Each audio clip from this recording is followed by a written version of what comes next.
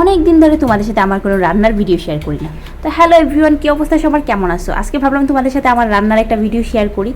আর আমি বরাবরই কাচ্চি কিংবা বিরিয়ানি লাভার, আমার মতো কাচ্চি লাভার কে কে আসছো অবশ্যই কমেন্ট করে যাবা।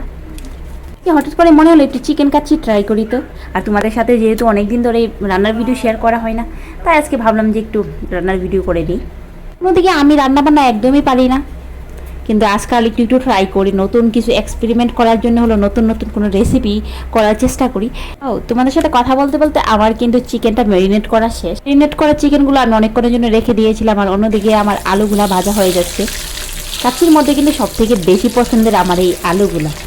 কথা বলতে বলতে আমার আলু ভাজাও শেষ। এবার আমি এই বাসমতি রাইসটাকে একটু হাফ বয়েল করে নিয়েছি, এবার দমে দেওয়ার পালা।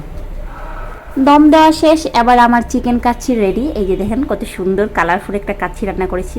তো আর কিছুক্ষণের অপেক্ষায় এবার আমি পরিবেশন করে নিচ্ছি, তারপর দেখা যাবে যে কিরকম রান্না করেছি। দেখেই তো মনে হচ্ছে খুব লোভনীয়, তাই না? দেখতে যেহেতু এত সুন্দর আর ভালো হয়েছে, খেতেও নিশ্চয়ই ভালো হবে। তা আমি এটা মনে করি, যেটা দেখতে উপর থেকে সুন্দর হয় এটা খেতেও ভালোই হবে। মাঝে মধ্যে আমি নিজের রান্নার প্রেমে নিজেই পড়ে যাই, আমি এত ভালো রান্না করতে পারি, এটা ভাবতেই তো একটু অন্যরকম ভালো লাগা কাজ করে। তো যাই হোক, নিজের রিভিউ নিজেই দিয়ে দিলাম। ছোট ব্লগ এই পর্যন্ত, সবাই ভালো থাকবেন, আল্লাহ হাফেজ।